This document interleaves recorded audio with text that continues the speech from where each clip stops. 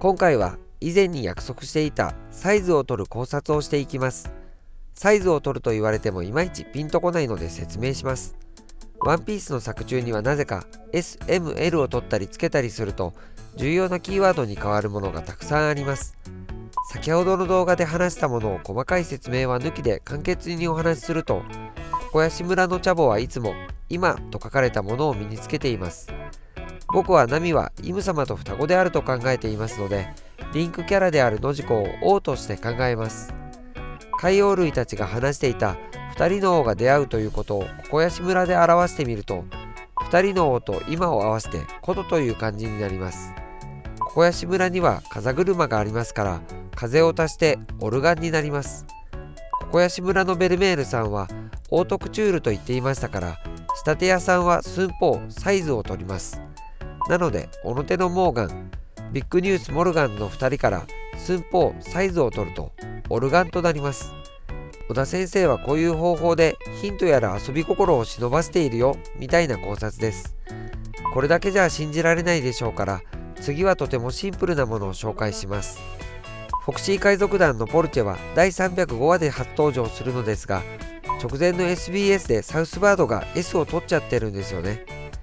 ポルチェは PORCHE ですから、ここに S を戻すとポルシェになります。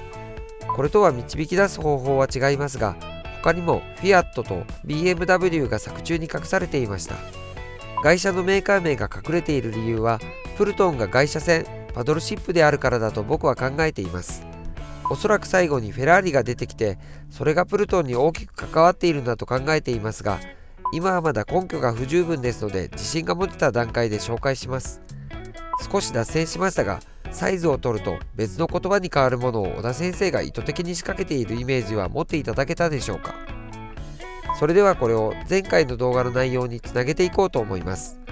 前回の動画では、現在唐野玉座に座っている人物のイメージ国はフランスではなく中国に変わっている。つまり本来は唐野玉座に座るイム様はフランスイメージの人物であったはずなのに、中国イメージの人物と入れ替わっているという話をしました。一般的にイム様の考察がされるときは、フランス革命とフランス最後の絶対君主であるルイ16世がモチーフだとされますよね。僕もこれに関しては大きくは間違っていないと思います。ただ、みんながルイ16世のイメージだと思っているイム様が実は別人になっているという考えです。ルイ16世の王妃はマリー・アントワネットですが、作中に明らかにオマージュを込められているキャラいますよね。サリー・ナントカネット。ゴア王国の国王であるステリー王の妻ですが、ちょっとおかしいと思いませんか？フランス革命が起きた時の王族として一番に名前が挙がってもおかしくない人物のオマージュが、天竜人ですらない田舎の王族に込められている。これに違和感を感じているのは僕だけではないはずです。いやいや、そうは言っても1086話に食料がないパンがない、ケーキしかないというくだりがあったのだから、マリージョアとゴア王国の両方にフランス王妃のヒントを分けただけでしょという声が聞こえてきそうですね。確かにパンがなければケーキを食べればいいじゃないはマリー・アントワネットの発言としてあまりにも有名なのですが、実はこれ間違っています。史実ではマリー・アントワネットがこんなことを言ったという記述はどこにもないんです。それを知っている小田先生が仕掛けたミスリードなのではないでしょうか。さてここからが本題。今回は寸法サイズを取る考察でしたね。ではサイズを語呂合わせしてみましょう。すると312となります。第312話のタイトルはゴール。ゴールからサイズを取ると5話となりますね。これはツイッターで知り合ったコスモスさんのツイートを見て気づきました。グランドラインを一周して故郷の村に帰るならゴールはゴア王国になる。では取られた L は何を表しているのか。それを表すヒントはおそらくエースの扉絵連載にあります。この扉絵連載はエースが食い逃げをしたところから始まるんですけど、食い逃げをされた店の名前がパスタレイクです。パスタの湖。店の前を流れているのは小川ですから、レイクにしているのには何か意味があるはずです。てっきり僕は加納栄光のラーメンつけ麺のギャグを匂わせているのかと思いましたが、ワンピース29巻の発売年が2003年に対して加納栄光のギャグが流行語大賞にノミネートされたのは2008年ですから、全くの見当違いでした。ではなぜレイクなのでしょうか。これはキャンパンさんとジョークのように話していたら仕上がってしまった考察なのですが、その理由はおそらく追いかけてきたコックのエプロンの文字 PL にあると思います。 PL といえば PL 学園を思い浮かべる人も多いのではないでしょうか。つまりこの扉絵は PL 学園からエースが逃げたことを表しています。第804話の扉絵でもエースはピッチャーをやっていますし、リクエストを送ったのは西宮市の PN 知恵 TH さんということになっています。甲子園球場があるのは兵庫県西宮市ですし、 TH はおそらく甲子園球場をホームとする阪神タイガースを表していますので、高校野球の甲子園常連校であった PL 学園とエースを関連付けしていると考えていいと思います。 PL 学園の PL とはパーフェクトリバティの略ですから、小田先生がパスタレイクというちょっと強引とも思える名前を付けたのは L にリバティ、つまり自由という意味を与えるためではないでしょうか。そう考えるとゴア王国は自由を奪われていることになります。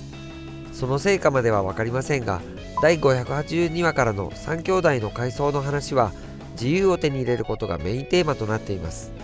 もしかするとゴア王国から L が取られているということは、本来の神であったジョイボーイが偽物の神の裁きエルトールを受け自由を失っていることを表しているのでしょうか。これも前回までの動画で考えた雷を落とされたジョイボーイのイメージに合いますよね。ちょっとここで前々回の動画の訂正をします。こちらの動画で僕は太陽イメージのプロメテウスはエルバフの村を燃やしていた炎と言っているのですが、正確にはこれはプロメテウスではなくパンドラでした。間違った情報をお伝えしてしまったことをお詫びします。ところでこのパンドラという名前気になりますよね。パンドラといえばギリシア神話に登場する女性の名前が有名です。主神ゼウスが悪、不幸、災いなどを閉じ込めた箱をパンドラに渡し、パンドラは好奇心から箱を開けてしまいます。すると箱の中からあらゆる災いが飛び出し、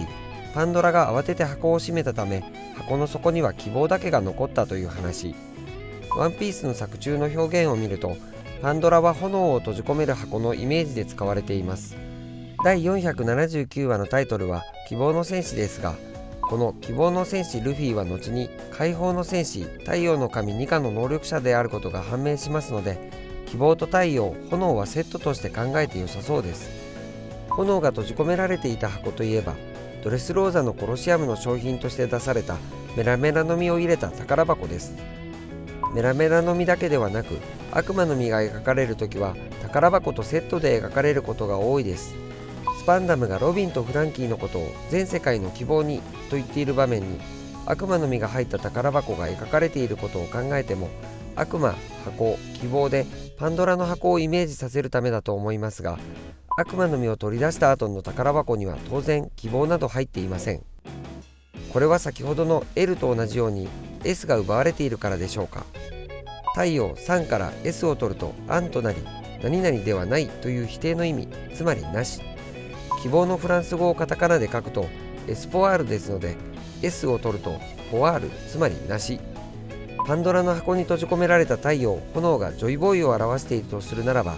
奪われた S は前回の動画で考察したシンボルであるチンタマーニでしょうか。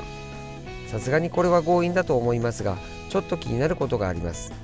パンドラの箱に残った希望は英語でホープであり、第199話のタイトルがホープなのですが、宝箱の中199でイメージできるキャラといえばシャンクスなんです。